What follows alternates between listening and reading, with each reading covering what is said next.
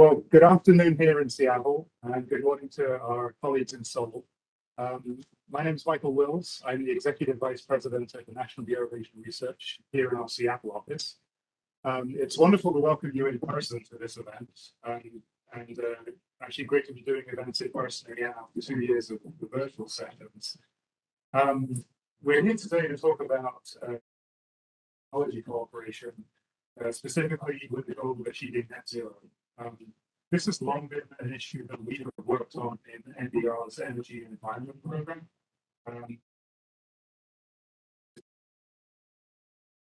As we come out of the sessions with last time, we're thinking about some of the government policies that are being adopted around the world.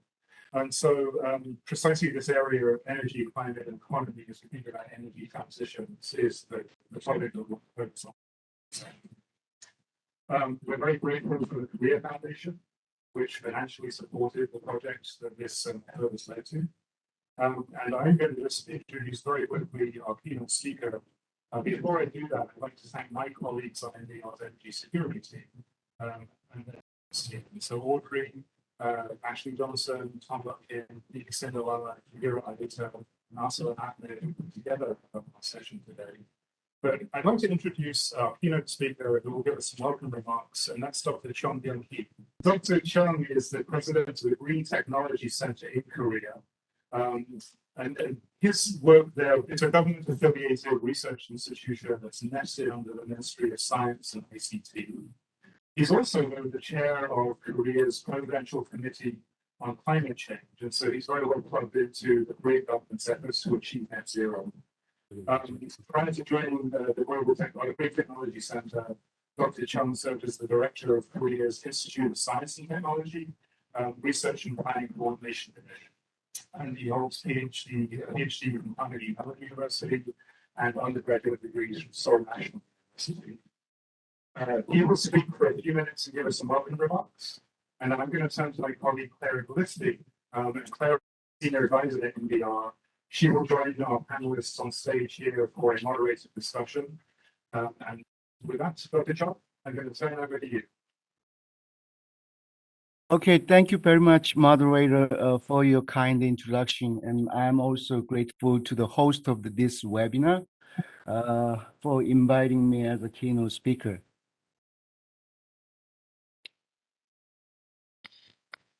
So the IPCC actually released the AR6 and the Working Group on report last year. It predicted that the global warming will exceed 1.5 degrees C anytime during 2021 to 2040, which is a bad news. But the good news is that global warming still will remain under 1.5 degrees C at the end of the 21st century, only if the emission is at the peak presently and becomes reduced to half by 2030 and reaches net zero by 2050. Korea and United States declared net zero and announced the updated NDC targets, which are 40%, and then in the case of the Korea and in the US case, and 50 to 50% from the respective emission target. Korea, as you know, made remarkable economic progress based on heavy and manufacturing industry, so which led to the delayed emission peak in 2018, which is about 30 years later than the leading European countries. So that the targets are very, in fact, formidable task, actually. US seems to be in a better position, but still the targets are very challenging either. Next page, please. These are the emission profiles of the various economic sectors in the United States from 1990 to up to 2018. In the year of 2018, transportation and electric power and the industry sectors actually constitute to about 77% of the total emission. So two primary contributors, if you look at the transportation sector, the energy use was almost provided by the fossil fuel. And even in the electric power sector, the about 60% of the total electric power was provided by the fossil fuel based power generation. So these are the reasons of the primary cut down of the emission. Okay, next page, please. These are the corresponding plots in the case of Korea. If you look at the 2018, the pie plot, once again, the electric power and the industry and the transportation are primary sectors of the contributing greatly to the total emission. But here, unlike in the case of the U.S., electric power and the industry constitutes about 73% of the total emission, which are much larger than in the case of the United States. As for the two primary contributors in the industry sector, in the 2018, if you look at the graph, the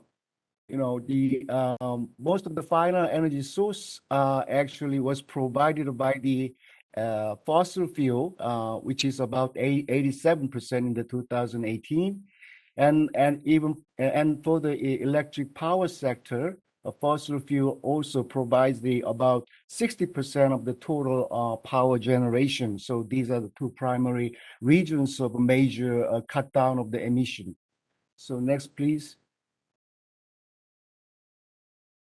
Korea and the United States has been diligent in taking steps to net zero. While declaring net zero and then NDC updates, Korean government actually announced the national strategy for net zero and the net zero technology innovation strategy. Also, it established a framework act on net zero and the grain growth law.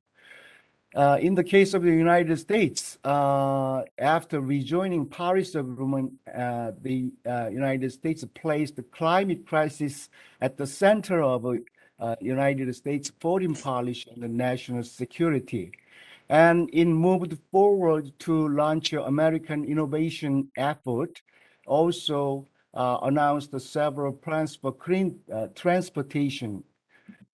In the meanwhile, both countries actually established the climate alliance through several bilateral and multilateral summits so far. Okay, and they establishing a climate alliance and upgrading and even upgrade the currently security-based alliance to economy and the technology alliance. Next, please. So these are the lists of the core technologies put forward by each government through initiatives like American Innovation Effort and then Innovation Strategy for Carbon Neutrality. If you compare both sides, there's a significant overlap between the core technologies actually for each government. In the transportation sector, jealousy transportation for electric vehicle, and also we see the hydrogen value chain and the hydrogen in both sides, and also CCUS is there. And in the industry sector, we see the low carbon transition of the steel, concrete, and chemical industry, which are primary sources of the emission, and also carbon neutral buildings, and then digitalization based electric management of the grid power system are also in there. On top of that, from recent U.S. Korea summit, the both governments actually agreed to reinforce cooperation on advanced nuclear power plant and the SMR as well. Next, please. This is the technology roadmap produced and given by the this IEA, and it says that in the short term, renewable energy and the energy efficiency are primary means of the this emission reduction. But in the long term, electrification and the CCUS and the bioenergy and the hydrogen would be the primary means, so that as you saw from the previous slide, the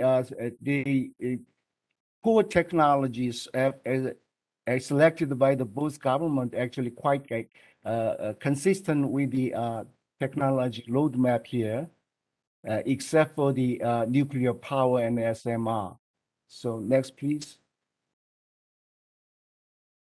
So another forecast by IEA, and it says that without active global cooperation, the net zero will be delayed by about 40 to 50 years, especially heavy industry, the cooperation in the areas of heavy industry, and then heavy transportation and the electric generation and cars. Those are both very indispensable for the achievement of the net zero. So, well, to conclude this brief introduction, I'd like to suggest a framework for U.S.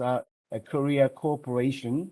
So the cooperation should be able to achieve national competitiveness of the each country. So to do that, we should be able to promote and preoccupy markets with the leading technologies of high technology readiness levels at mature and early adoption stages. So for instances, we might pursue some cooperation on a nuclear power. U.S. has a strong capacity in design, and Korea has a strong capacity in construction and the operation and the maintenance capacity. And in terms of the hydrogen, U.S. is strong in upstream technologies, whereas Korea is very strong in the downstream technologies, such as a fuel cell and then, vehicles. And then there is also another area of the cooperation, which is an electric vehicle. Korea is very strong in the battery. So as for the technologies as stages of demonstration and the development stages such as CCUS and SMR, we should be able to reduce the time and the cost of the R&D for early deployment by supplementing innovation capabilities of each side. The technology cooperation should be able to give global leadership as well. For example, we should be able to lead the global support of the developing countries by way of such as UN FCC technology finance mechanisms, such as climate technology centers and networks, and green climate fund and something like that, and the private public-private partnership like a P4G. And there are many actually developing countries who are very interested in and active in securing technological capabilities for green growth, especially in the Indo-Pacific area, including the Asian countries. For these countries, we should be able to strengthen technology and market-mediated cooperation with these countries. So I hope my brief introduction would be a good start for the panel, the discussion by the panel experts today. Thank you so much. I know you have a heart out right about now, and with the mic challenging, I'm sure we'll have many more questions and things we'll return to later in the discussion. But before I turn over to our panelists, I'm wondering if those here could join me in thanking Dr. Chung for really. Okay, thank you very much.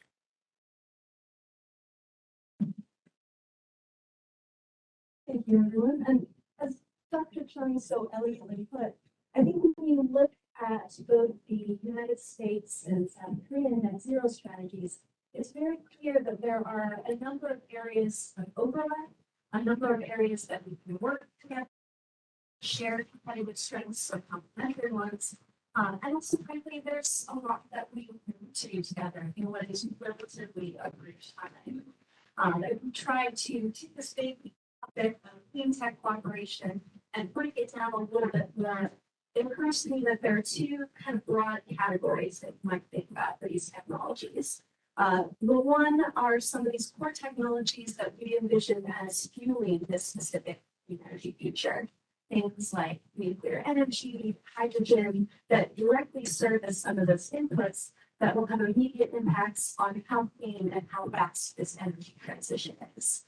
The other category is some of the broader systemic factors, things that go from everything such as specific technologies, such as electric vehicle batteries that we've already hit upon, that are enabling for vehicles and kind of other parts in this transition, all the way up to larger systems and architecture, things like smart cities that really play a role in what can be built, how quickly pushing us towards those clean energy futures.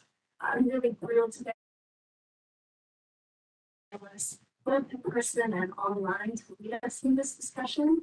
I'm going to get there about this very briefly, but do check out their longer files in your packet. They're quite impressive and may inform your own questions that we'll have during our moderated discussion. First, we will hear from Jim Platty, who is an assistant professor at the School of Advanced Military Studies. He's also a former National Asia Research Fellow and worked with NPR extensively on the past, so some of the nuclear questions that I know are on all of our minds. Next, we will hear from Kim Jin Woo, who is a professor at Seoul National University.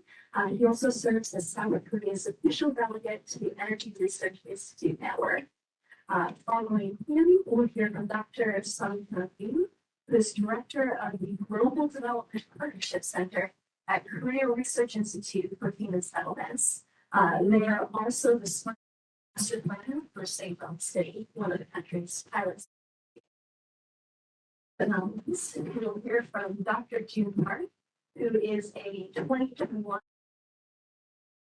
Global Fellow at Princeton University, who's looked at these questions both in terms of specific technologies, but also the trade, geopolitical, and partnership considerations that can bridge a couple of the things that we'll be looking at. And jump right in. I want to turn to Jim first on our panel. I think for those of us who looked closely at the Biden joint statement, one of the things that came across clearly as a priority for near-term cooperation was this nuclear energy space. What do you see in terms of where we are at now in that cooperation and where we need to be?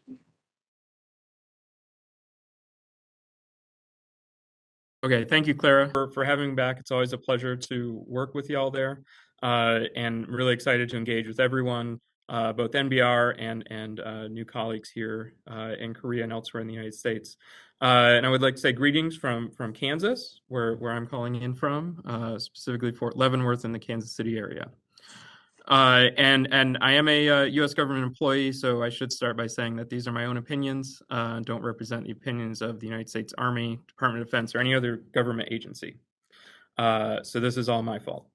So that being said, I wanted to start by saying, how I titled my remarks when I prepared this was, I stole a phrase from the National Climate Task Force, which said that this is the decisive decade for combating climate change and global warming, and rolling out technologies that will combat that. To say that this is also the decisive decade for nuclear energy in the United States and Korea, and thus for the bilateral cooperation in that.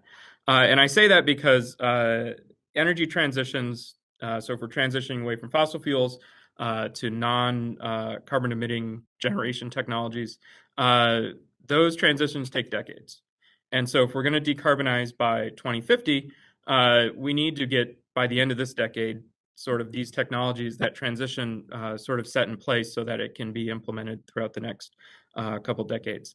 So that means nuclear, in my opinion, nuclear power really faces kind of a time crunch here to actually see progress by the end of the decade.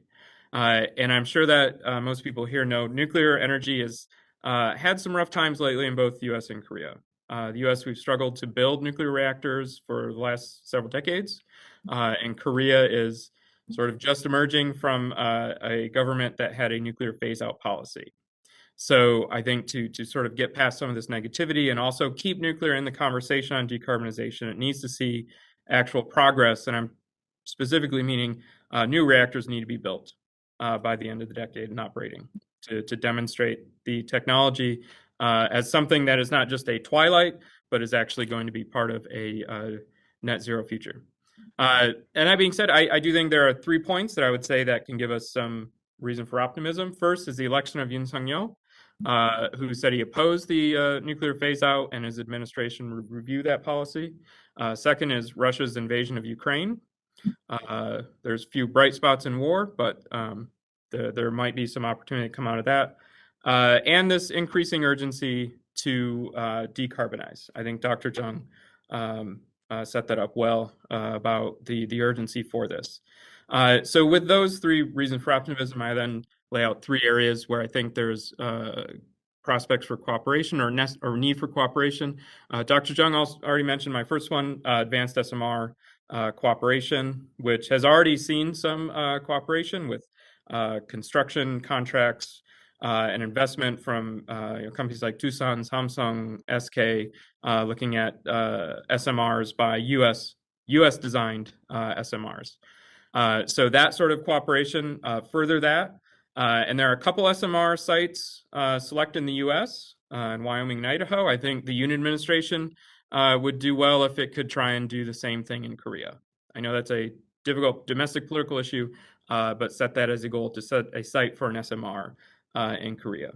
The second area I would point out is high-assay, low-enriched uranium production, or generally uranium enrichment capacity in the United States. And this is where the Russian invasion of Ukraine comes in, because this high-assay LAU was anticipated to come from Russia, because there is no capacity for this in the United States, and there's very little enrichment capacity in general in the United States, and Korea is not currently allowed really to enrich. So the Department of Energy does have some initiatives to get this going, but I do think that this also represents opportunities similar to the Korean investment in U.S. SMRs, perhaps Korean investment in high-assay LAU, such as guaranteed purchase contracts. This would also give Korea some stake in uranium enrichment, which is, I know, something that the Korean nuclear industry has wanted for a while. And the third area is to not ignore our existing reactors. They will play a role. They aren't retiring. They will be around for several more decades, both in the U.S. and Korea. And so continue this cooperation on operations. Both countries have excellent operations records with high capacity factors. The U.S., though, has a little more older, more mature industry, with many reactors operating beyond 40 years, going to 60 years beyond of operations. I think this is an area where Korea could learn from U.S. experience with operating aging reactors and into decommissioning. Korea has 2 reactors in decommissioning. The U.S. has much more experience with this. There is some of that transfer of technology and know-how going on. Increase that.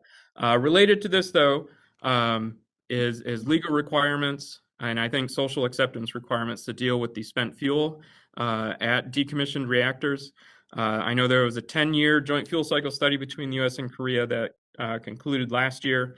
The results have not been made public, so I'm not privy to them, but media reporting says that both governments were pleased with the results and accepted and said they would go forward with a pyro sodium fast reactor technology, at least the research on that. So obviously continue that while the U.S. can also help provide some help on interim storage until these longer term options become more viable, particularly dry cask storage on site.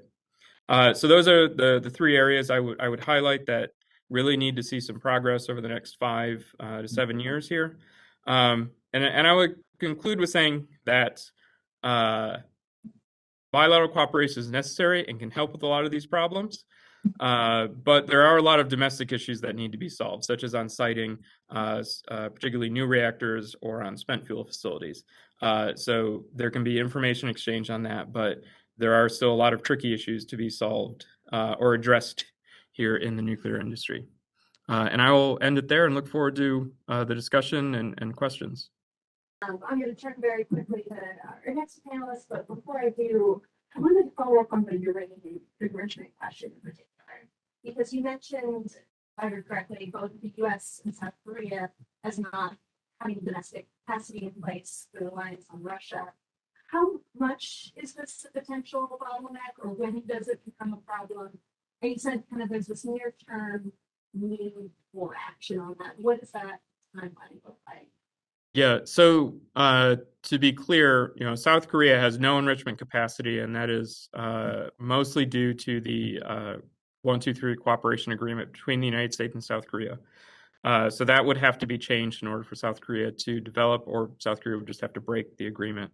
The United States has one enrichment production plant in the country. It does not produce high assay. It's not licensed to do that.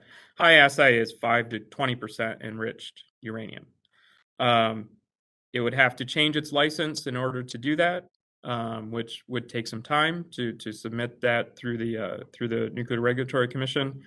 There's a pilot project to do high assay LEU, but that'll end by the end of the year. But these are private companies. They need financing for this. They need to know there will be customers. So these SMR designs that require high assay LEU, they need both the financing to get the reactor going and sort of the guaranteed buy from the fuel producer. Which that's where I would suggest maybe Korea could contribute. Korea's not going to be able to build their own enrichment capacity, but maybe they could do some guaranteed buy of high assay LEU to encourage a producer in the United States to build that capacity here. That either relicensing the existing plant, but you probably regardless need to build a new plant here in the United States. These things are going to take relicensing, a couple years, building a new plant 5+ years to get going. So it's not an immediate problem because the nuclear industries in both countries can survive. There are alternatives for their 3 to 5% enriched uranium. But if the high assay LEU doesn't come online in the U.S., those SMR designs that rely on it would face a very uncertain future. Now, maybe that just means we favor ones that don't require it.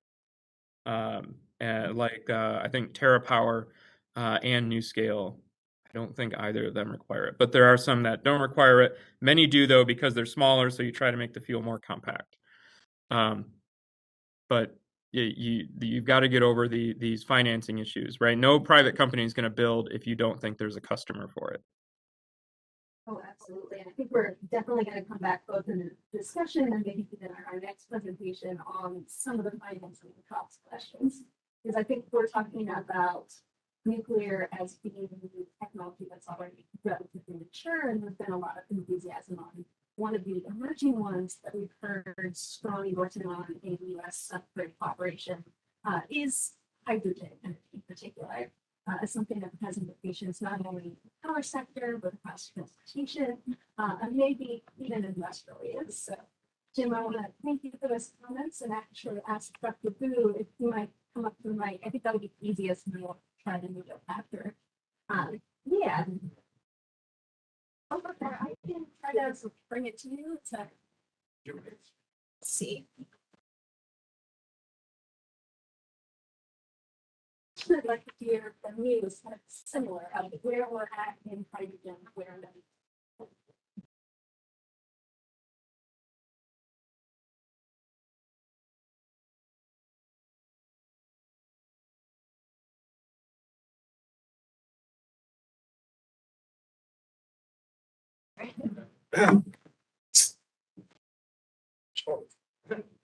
Anyway, sorry. Thank you very much for inviting me to talk about the cooperation in terms of the hydrogen. Actually, hydrogen is very much emerging new technology and commercialization in the near futures. And that's a global trend. And nobody can deny what's going to happen. Hydrogen will take the major role in sustainable energy future. Okay? So governments and companies around the world rushing to transition to the hydrogen economy to overcome change just mentioned by Dr. Jerome in Paris Agreements, new climate change regime, and also carbon neutral strategy. So hydrogen is eco-friendly and quick energy carrier to obtain the carbon neutral. And according to the Hydrogen Council, hydrogen will account for 18% of global energy use by 2050. Market size, $2.5 trillion, and reduction is probably 6 billion tons, along with creating 30 million jobs by 2050. So many major economies, as well as developing countries, interested in this hydrogen economy. So I think I will talk about some kind of cooperation between the two countries in terms of the supply side and the demand side. And so hydrogen economy cannot be achieved in individual countries, so we need some cooperation between, starting with Korea and Japan. Okay?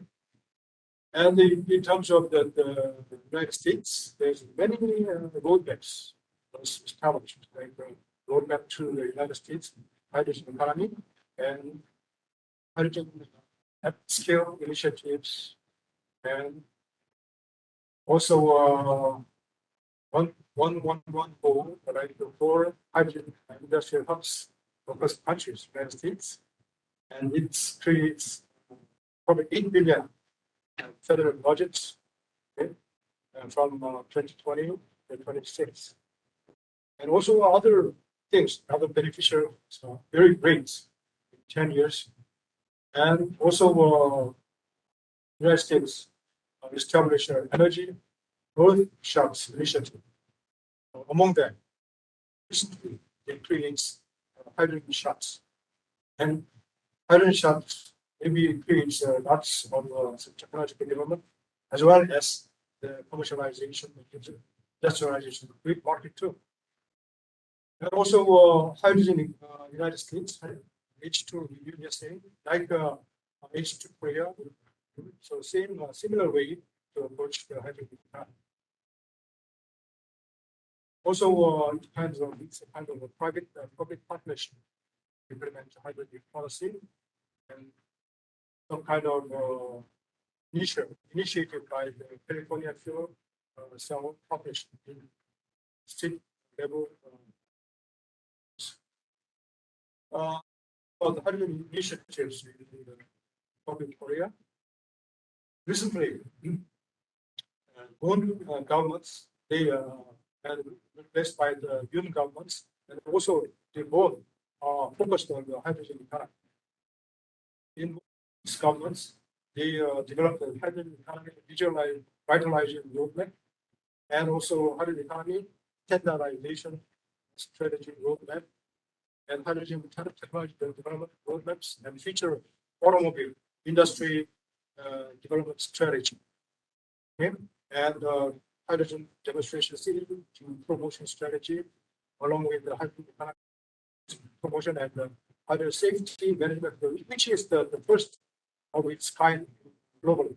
So, and also we try to mobilize both the government side and private sides, and try to make a approach by the new established hydrogen economy in Korea, control power of hydrogen economy, H2 Korea, and alliance of hydrogen economy. And also we are not maybe can change the hydrogen economy because hydrogen feedstock, production feedstock is not much available here. So we have to put the hydrogen from abroad. So government is creating a hydrogen, in the hydrogen overseas business organizations led by the OTA, this government ministry, and participate by the 30 organizations, 5 public corporate and 16 private corporates of the shipbuilding industry and petrochemical industry to attain the carbon neutral lead, the hydrogen economy. And how we can achieve this kind of hydrogen economy in the future through the cooperation between the United States and Korea. And first of all, we talk about the control tower for international corporate role and some kind of governments as a whole in Korea needs some control towers to efficiently implement the hydrogen economy. And also that's kind of some kind of between the governments and the private company. So government is maybe choose the policy directions, and based on that one, private company initiates the more approach. Okay? And also we need of some kind of standards and certification systems. Because this hydrogen economy is the future stage of the commercialization and industrializations. So if we really develop kind of specific standards based on that one, certification to trade hydrogen technology and facilities and products. So that's a good thing to do to the hydrogen economy. So as a follow-up to this from this initiation, the Korean government developed a roadmap for standardization strategy of hydrogen economy in 2019. So what is the possible areas for U.S. operations? I selected the 3 areas. Generally, the first one is on the hydrogen supply side, production, storage, and delivery of hydrogen. Smaller modular reactor will be scale. 11 years ago, I was working on that seminar. At that time, we called it the modular type of small reactors.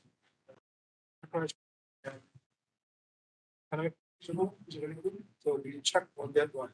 And my conclusion is that you can do that with the 4 governments. So American style maybe emerged and we have to cooperate with actually 11 years later. So it's a very potential area to cooperate between the United States and Korea. And on the hydrogen demand side, how to utilize fuel cells for power generation and mobility is a good questions. And like Dr. John told, United States, the technology developments in fuel cells, the basic core technology is very good. But in Korea, commercialization technology is better. So when we can cooperate with each other, intended with each other, and maybe some markets. Okay? And last one is just like I said, it's a role standardization and certification, very important. So that's very good areas. Very important of cooperation between the United States and Korea. Okay, so that's my conclusion.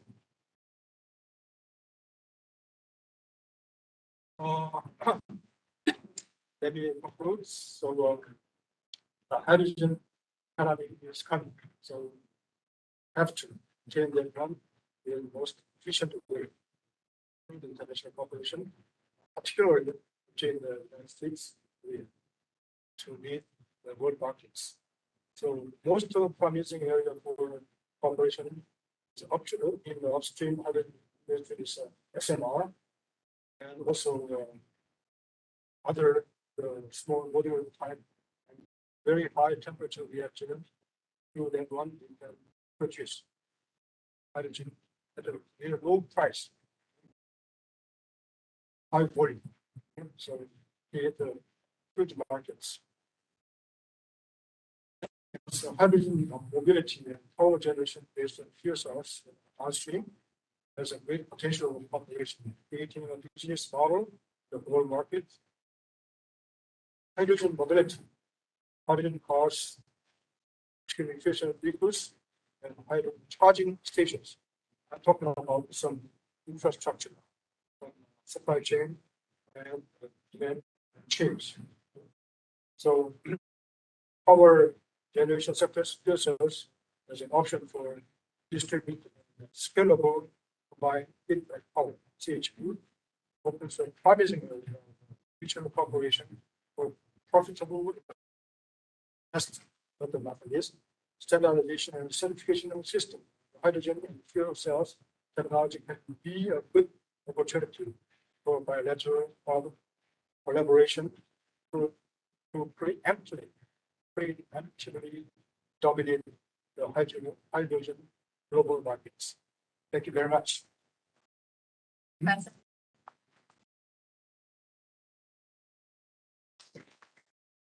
Just a second, I'm going to turn back to one of our speakers joining us virtually, Dr. Lee. But before I do that, I wanted to pick up on a few of the key words that you mentioned, both the bilateral aspect and also this question of convergence. I have the pleasure of being able to read your draft paper already.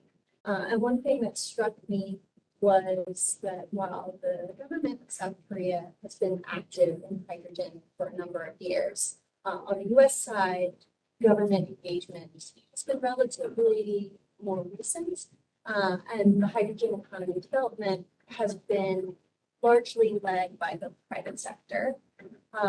So going back to this question of convergence, how much work have we seen with the U.S. private sector, with Korean counterparts?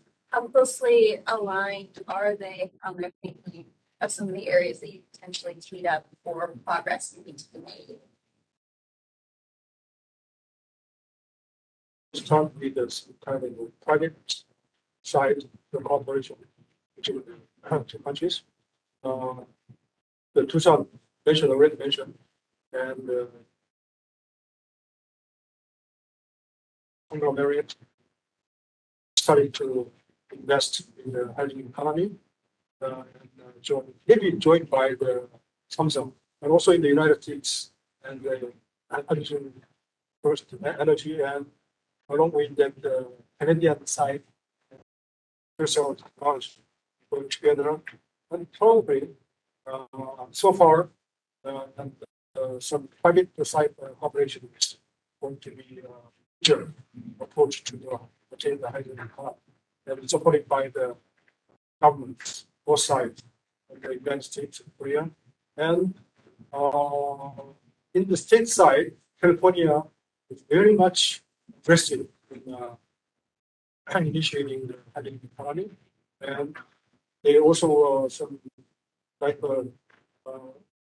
stuff some system technology and supported by the government, California governments. So that's one of the prominent approach to promote participation from the private side.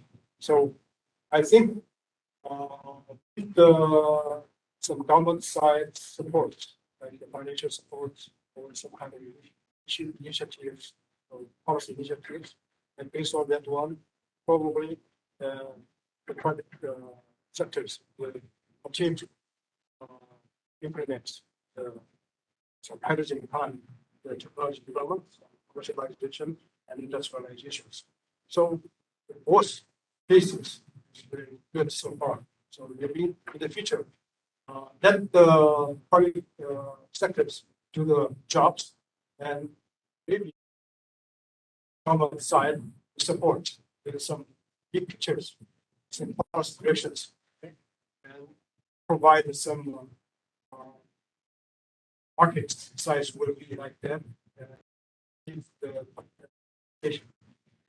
from the public sectors can support, then the kind of approach cooperation will be possible. And I think that the United States is more will be better in terms of that core technology.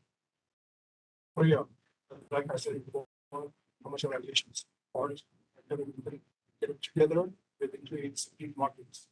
Also, will lead some standardization, some kind of regulations that create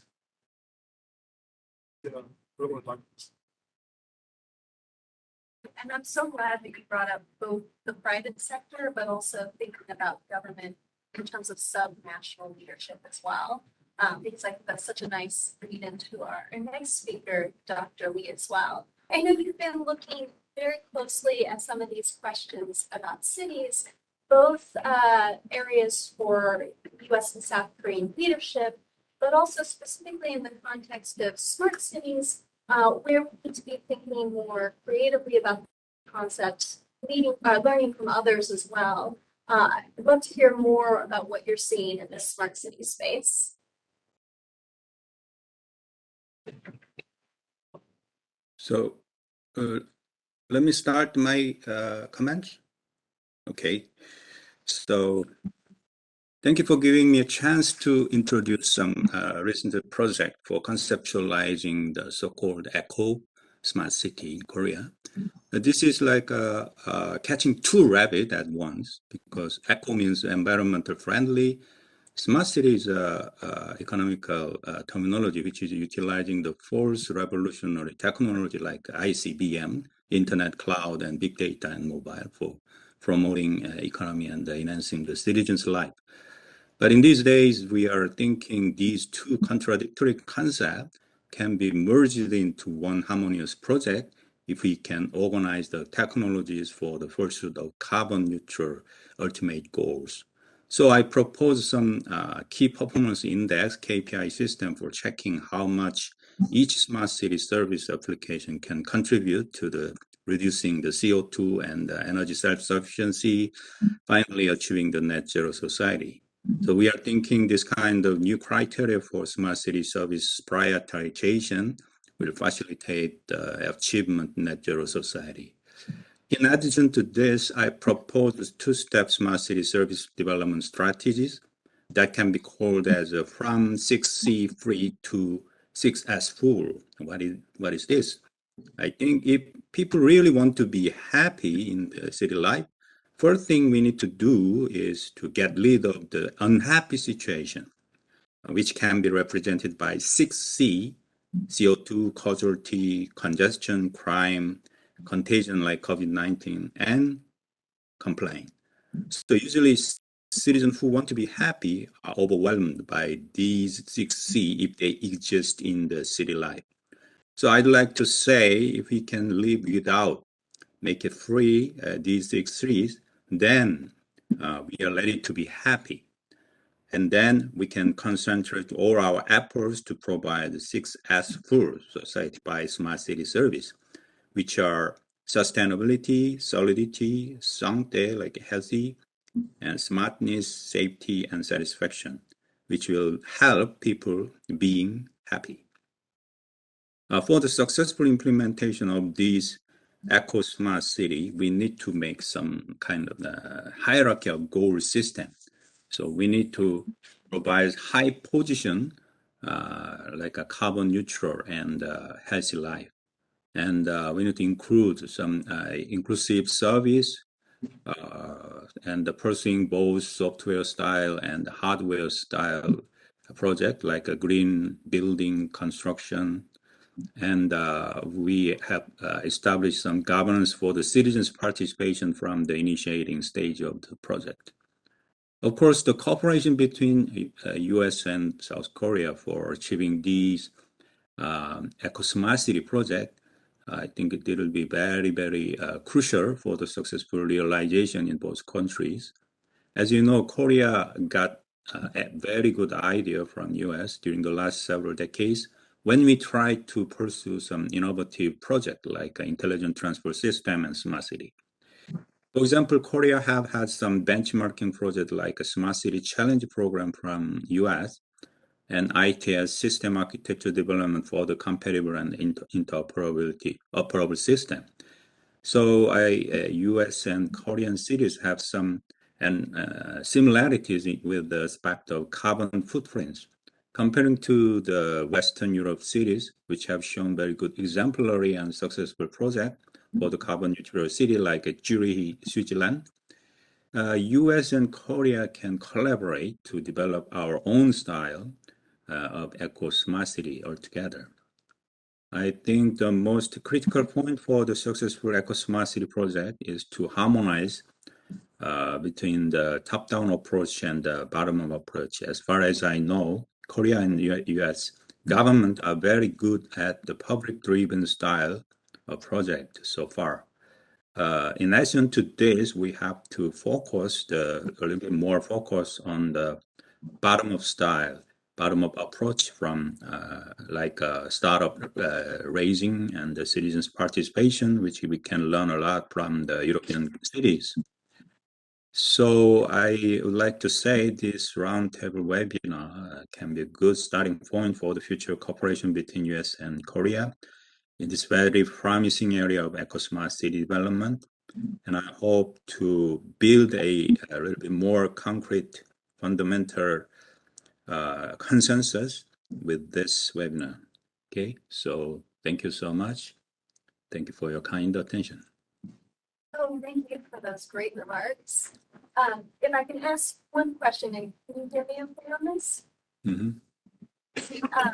I was wondering, given your leadership in Sejong in particular, and kind of looking across South Korea's cities, again on that subnational level, are there particular priorities that you see either Sejong trying to tackle in, say, this next 10 years, or other cities that you would encourage us for thinking about then building up to that national level where South Korea and the United States should be working together more and maybe need to be doing more than currently exists?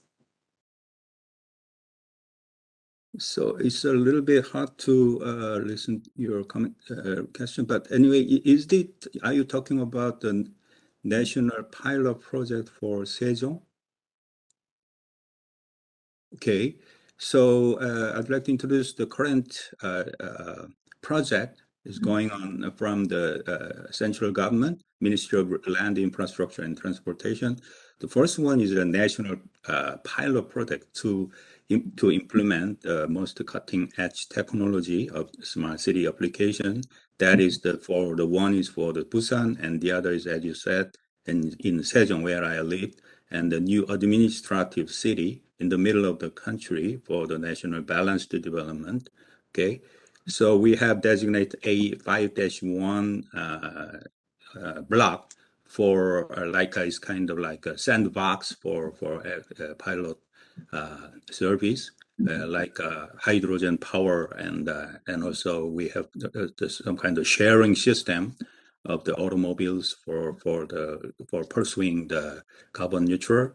So, but it is just a starting point at the moment. So we need to see, and then that'll be kind of exemplary and benchmarking smart city project, which can be extended to the other waiting cities.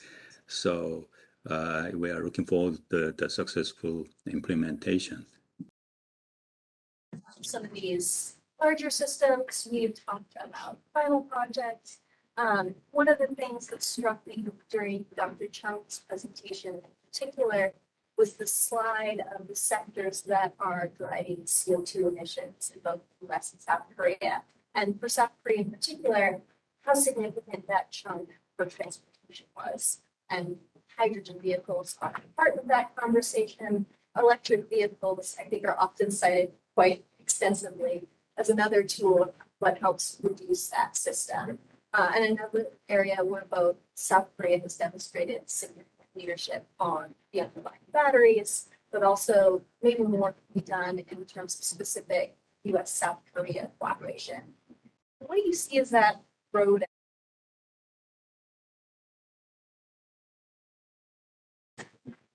Well, first of all, I would like to thank National Bureau of Asian Research and the Korea Foundation for putting together this excellent panel. It's right now at Princeton, where I am working, we have a lot of focus on sustainable futures, and things are taking, slowly into action. Like the cars that are transitioning, the Princeton shuttles that are transitioning into shuttles, or a lot of endowment coming in regarding decarbonization efforts. All of these things that I see in the academia, I see also in the policy spheres in DC, also in the bilateral summit that we've witnessed a few weeks ago. But I'm a political economist, and I may have to play the devil's advocate for a sec, because I see a lot of, it's an uphill battle that we face in the transition era as we transition into more electric vehicle driven economy. And I'd like to address some of those few things before we think about the rosy picture between the US and South Korea. And we could look into some positive aspects of this as well in the Q&A, but let me just throw out some of the things that I found when I was drafting, researching for the draft of the paper. So in 2019, LG Chem filed a lawsuit in the US ITC against SK Innovation on trade secret theft for electric vehicle batteries. The claim was that basically SK Innovation poached 77 engineers from LG Chem, which is now LG Energy Solutions. And the case was taken to the US ITC because essentially the discovery system within the US ITC is a system that does not exist in the South Korean legal structure. And because LG's lawyers saw that there is a case to be made with regard to the lack of responsibility on the SK side, they saw a case. We saw the evolution of this case in addition to the patent lawsuit that SK filed and LG also filed, and how it led to the end in tandem with U.S. domestic politics with regard to Joe Biden's inauguration and the delay of the decision, the ruling by the U.S. ITC until the inauguration. And afterwards, even afterwards, we saw, even after the U.S. ITC ruled that LG had been injured by SK and SK should not import for 10 years into the United States its own batteries. There were attempts to politically influence the Biden administration to reverse the U.S. ITC ruling. Because Georgia, of course, is a swing state, and SK has plant operations down there, and the U.S. ITC ruling actually meant that SK would be SK plants would be shutting down, and the people in Georgia would be losing jobs. At the same time, LG was operating plants in Michigan. So that's a very, very short summary of this case, which is very, very complex. But there are some lessons to be learned here, because during this case, 2021, in June, there was a White House report on building resilient supply chains, of which the large capacity batteries were addressed as one of the core components of the U.S. concerns when it comes to geopolitics and supply chains. Semiconductors, of course, batteries, and then pharmaceuticals, etc. And what we saw in that report is a significant concern against CATL because Tesla cars are packed with CATL batteries coming from China, and there were safety concerns. I'm not suggesting that Hyundai Ioniq or SK or LG batteries are 100% safe, but there is a case to be made here because at least there is trust level that can be relied upon between the two countries. There's also Japan's technology, Toyota, Panasonic, that could be incorporated into this. But there are the uphill battle that I would like to throw here is that, number one, these joint ventures between the U.S. and ROK It does not mean that there would not be these lawsuits in the future. Actually, there would be more. Because regarding the patents or regarding the trade secrets or regarding the exchanges that they have into the future, there would be more and more of these claims with regard to who reaches the better technology. So we need to be prepared for that. Number two, there is no guarantee that these corporations would completely fend off CATL. CATL has been very, very innovative. And number three, when it comes to domestic politics in the United States, there's no certain expectation that domestic politics would not get in the way. In this case, in this particular case, one day before the 90th day, the veto right by the presidency against the U.S. IPC case was reached, the SK and LG people came to a solution. They agreed upon they agreed on compensation. But there is no guarantee that another round of this saga would come along. And what I'd like to suggest as a policy recommendation are twofold. Number one, so essentially, because we're going to go towards this path anyway, we need to be mindful about what we think of as safety as in not killing people. Just yesterday, in Korea, there was a severe accident. Hyundai Ioniq car, two Hyundai cars. Basically, it has also to do with the driver's responsibilities as well. But there is a considerable concern about the safety of these batteries, and the U.S. ROK cooperation should be catered toward reaching safety, durability, stability of these batteries, so that people can trust them and utilize them and really, take advantage of them as, new technologies. Number two, if we actually transition into automated driving, and if we utilize our data to more reach efficiency levels, there has to be some U.S. stance on data governance that is not reflected in the Indo-Pacific Economic Framework. Also related to what I said about safety, those measures would very, very be much, IPEF would very, very much benefit from having these standards incorporated. Because right now, supply chain resiliency is one of the pillars of the IPEF, and it could easily be implemented in that. But I know that in DC, regulatory measures are not. So I'll end it. Thank you, Jen. And I love that every conversation we get to bring you into, it's always giving us a little bit of a provocative opening for some of the larger discussion as I grew. To larger questions from the audience, both here in person and those of you joining us online. If you are joining us online and you have a question, please email that to events@nbr.org, and we'll have someone in person who's able to read those, bring those in. But before we do that, I want to take my discretion as moderator to ask a few questions. And Jim, begin with where you ended on the Indo-Pacific Economic Framework. And specifically this discussion on standards. I'd love to hear first from you a little bit more of what you'd like to see brought into this discussion, what the framework could do to both build out this U.S.-Korea conversation, but really think about it as a prospect for larger regional leadership. And then Professor Hu as well, I know that you touched upon standards and standardization as something you'd like to see as well. Your thoughts as well on ways this could be utilized, is being utilized, or needs to be expanded. And I'll welcome comments from our speakers online too, if they have understanding this discussion. Thank you first. Clara, thank you for those questions.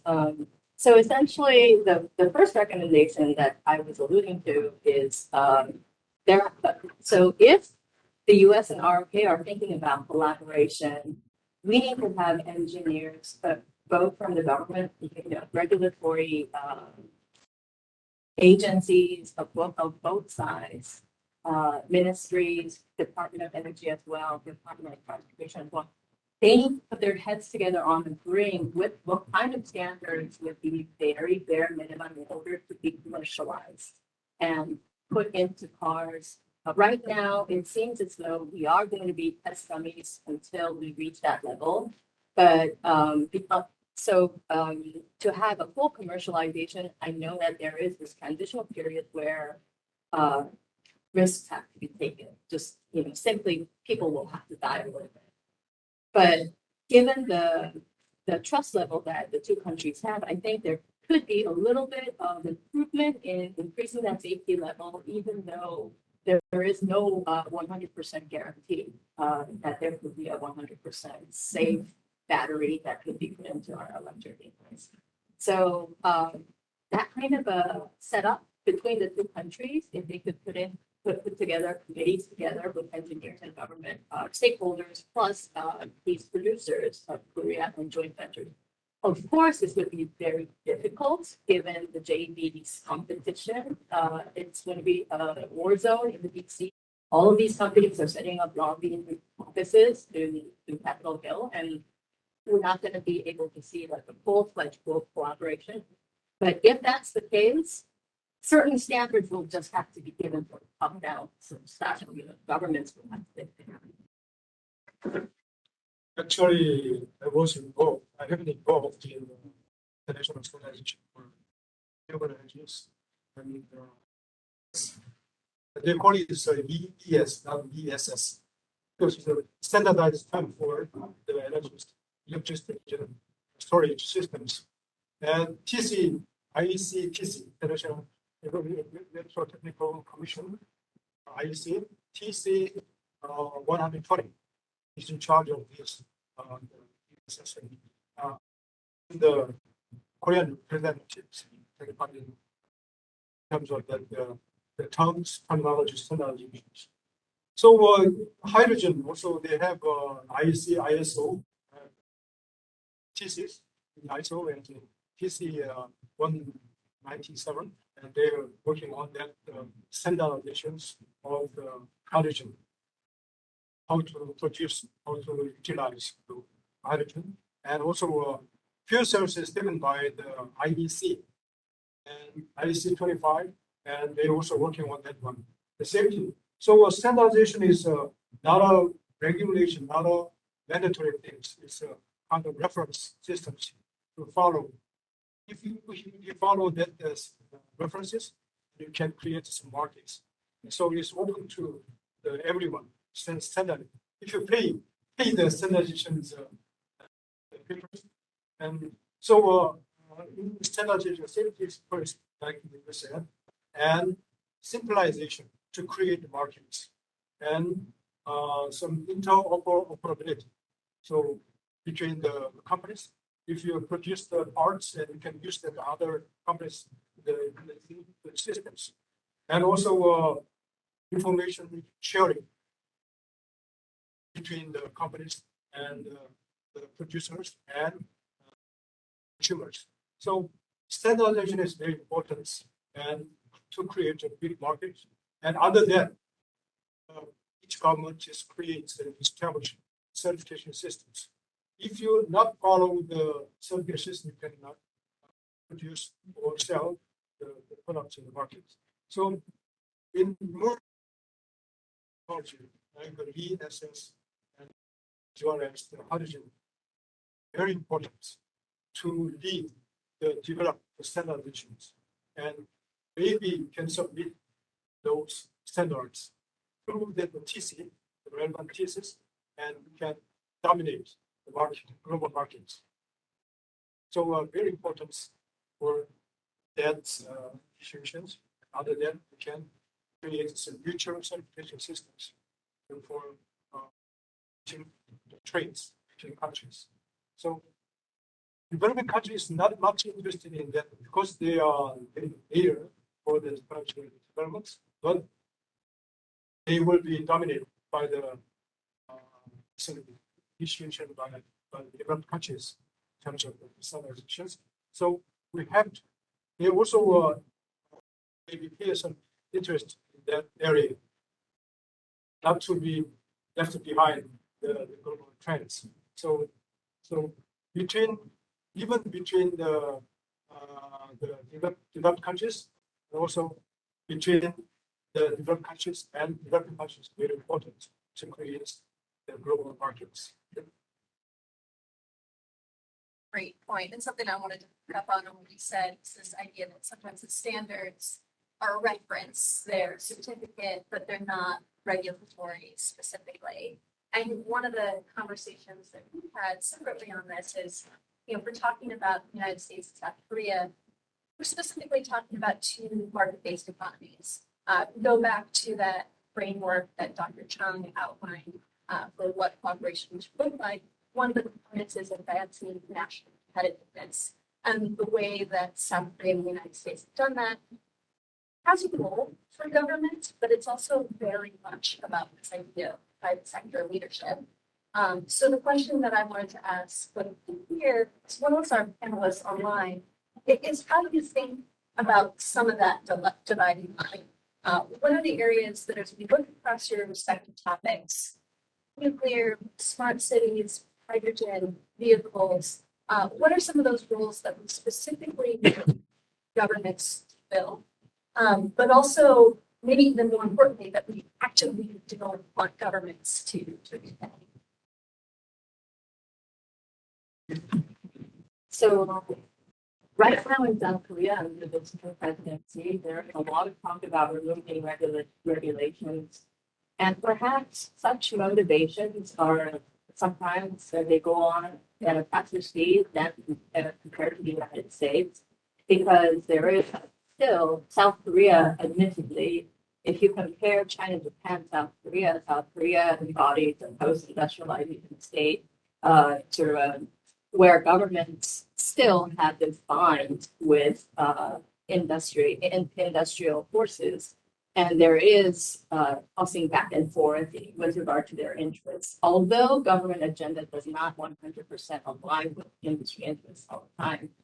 So there may be some room on the Korean side to have the governments work out some of the safety protocols or safety regulations with regard to EV battery safety and EVs in per se.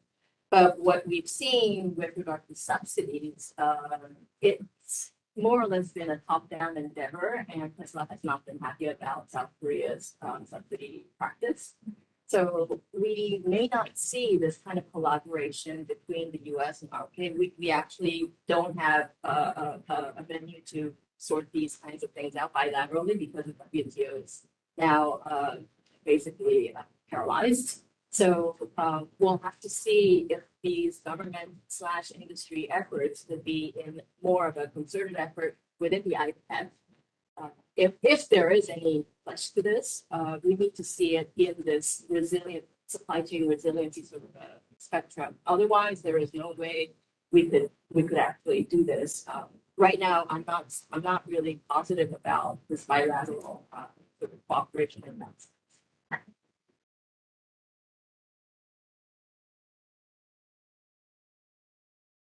More modern different. I heavily involved in this years ago, and recently merged and to take the tensions from government side and also private side. Here in the United States, developed languages and try to cooperate with the Korean company, some electric and also some Korea hydrogen. Hydro and nuclear power, also energy, and maybe cooperate. And Samsung is also take some interest in that project and try to participate. And probably with those companies, big companies, they cooperate, creates a big market. Technology already developed. And the problem is to reduce the cost from the currently $5 per kilogram to produce hydrogen, and try to 80% reduction by $1 per kilogram. In that case, they be very much competitive with gasoline. Gasoline right now is very expensive, and in 20 years, 30 years, probably hydrogen. Another competitor is the EV, like Tesla. And EV is not creating or producing power, only using the battery systems. So when I was at 20 years ago, and then EV is coming, and probably take our students and we try to go up to the Namsan mountain and stop there. So I was a little bit awkward to explain that. But then it is solved, but still there's some kind of limitation for, because the hydrogen vehicle, they have the engine to produce the electricity. And from then on, the EV system is dominated. So probably it's a combination of future cars. So I think in terms of standardizations, certification system, technology, and products, we have to cooperate with each other, like the United States and Korea.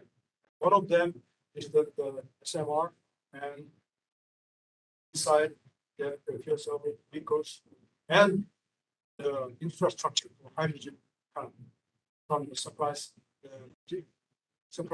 chain to the inside chain, very much the broad range of that products technology in hydrogen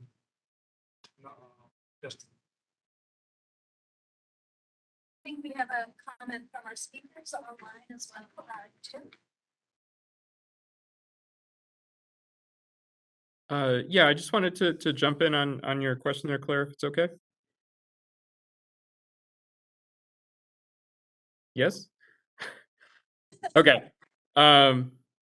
Yeah, so if I understood, the audio is a little rough, but about roles for government. Now, nuclear and governments have been pretty close from the beginning, going back to the 1940s. So there are, I think, maybe a little more defined roles for government in both countries and bilaterally, since there has been decades-long cooperation in the nuclear sector between the U.S. and South Korea. The U.S. and South Korea have dealt with issues, patents, who owns what, as far as the reactor design, and the U.S. very strongly holding on to parts of it. Both governments do parts to promote, regulate, and financing as well. But I think also, this idea, though, what June brings up is still a valid point. Because especially if we think of U.S. and South Korea, I focused on building in our domestic markets. But if, say, we're looking at doing SMR construction in Romania, now you've got a third country that is involved, a third country with its own regulatory system, its own government. The International Atomic Energy Agency has guidelines on things like liability. So if there's an accident, who's at fault? The operator, the constructor, the designer, other component supplier. And if you're talking component supplier, now you're maybe talking Canada, the United Kingdom, France, wherever that global supply chain would go. So there's some guidance on that, but of course that's not legally binding. So those are all issues. The nuclear industry has dealt with those a bit. I think maybe a bit longer than some of the other emerging technologies we're discussing here. So there's something to build off there. The U.S. and South Korea also have the high-level bilateral commission that was established in 2015 to government try and discuss these things. But it also brings to my mind, Dr. Zhang at the beginning used the phrase economic alliance. And I know this has become kind of a buzz phrase when talking about U.S. and South Korea, economic alliance, tech alliance. And maybe because I teach at a military school, I find this a bit curious. In the military, I can give you a bit of a picture of what I think an alliance is. And the U.S. and South Korea have worked on an alliance in the military sphere for decades, and have dealt with issues of who is responsible for what, who is responsible for when incidents occur, who is legally responsible, who is responsible in operational planning, providing forces. All of these things have been discussed. There's still questions, things to be resolved in that. Building an economic alliance seems quite a bit different than this. And I'm not I'm still not quite sure what the phrase means. And again, maybe it's because I'm at a military school where I bristle a bit at it, but it's getting to some of these things where like, oh, there are legal issues that come up. How do we deal with it? Well, I thought we were allies. Well, we don't have these structures that we do in the military side. And it's more deeply involved with private sector actors here too, which doesn't allow me to easily transition that alliance word from military, which comes from military, to the economic realm. I will stop there. So if I can add one more comments on the standardization in smart city and ITS area, I'd like to emphasize during those last 3 decades from 1993, from the international standardization organization activity like ISO TC 204, which deal with the intelligent transport system, Korea and US has a very close relationship and the cooperation during those last 3 decades, because in this integrated information system, the information sharing and exchanging standards are very, very critical. So as I mentioned in my comment, when we build the system architecture for intelligent transport system, we actually refer a lot of United States system architecture system. We learned a lot. And then in the international standardization stage, we have very many discussions for how to harmonize, how to cooperate, because there are some kind of counterpart countries like Western European countries. So I'd like to emphasize that those are very close relationship in this standardization era. And so Smart City Area 2, the ISO TC 268,